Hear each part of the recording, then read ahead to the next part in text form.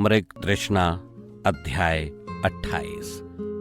मिंथ और राजीव अपनी तरफ बढ़ते हुए खतरे को स्पष्ट महसूस कर रहे थे। दोनों पूरी तरह से सतर्क और किसी भी हमले का सामना करने के लिए तैयार हो चुके थे। उनकी आंखें गिद्ध के समान चमकने लगी थी। मस्तिष्क कंप्यूटर से भी तेज दौड़ रहे थे। मिंथ ने दरवाजे का लॉक खोल दिया। दोनों ने अपनी पोजीशंस ले ली। शेष कमरे के शीशे बुलेट प्रूफ थे, जिन पर अब काले पर्दे डाल दिए गए थे। अब दोनों ने इंतजार करना प्रारंभ कर दिया कि कब अपराधी उनकी फिराक में कमरे के अंदर आए और एक जंग का आगाज हो। अचानक मिंथ और राजीव ने अपने कानों में एक फुसफुसाहट सुनी। ऐसा लागे जंबो की दोनों मस्त होइला है। दादू, सरकार कह रहे थे कि दोनों बहुत खतरनाक हैं, इसलिए हमें यहाँ बहुत सावधानी से काम करना होगा। कमरे के बाहर लगभग 15 लोग थे। मिंथ भी अपने मस्तिष्क की चपलता और अनुभव से ये जान चुका था कि 10-12 लोग तो हैं ही। जंबो, दरवाजा चेक कर, मुझे तो खुला हुआ लग रहा है।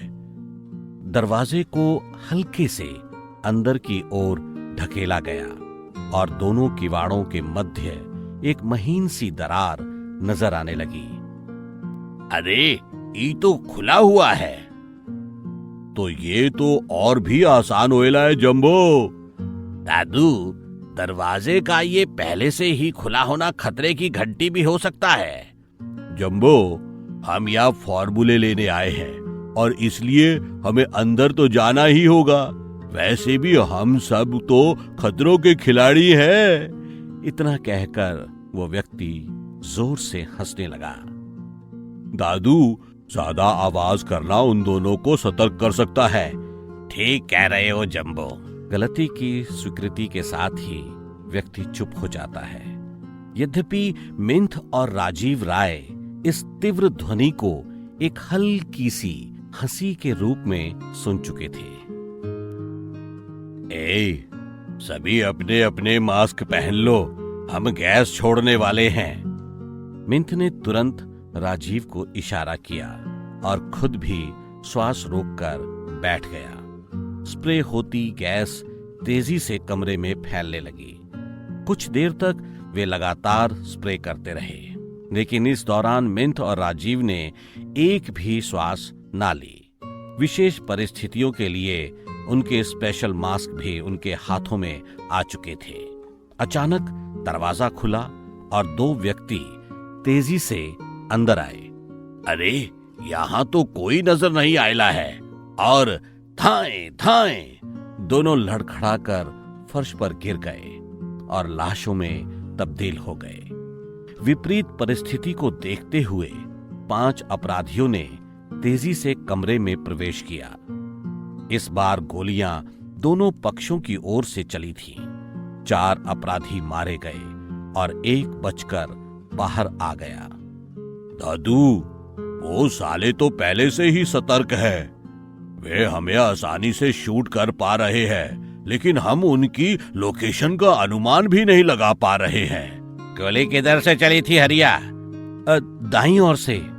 इस बार तो यहीं रुक, हम 2 लोग अंदर जा रहे हैं। दोनों ने अंदर प्रवेश किया और जाते ही कमरे के फर्श पर लेट गए।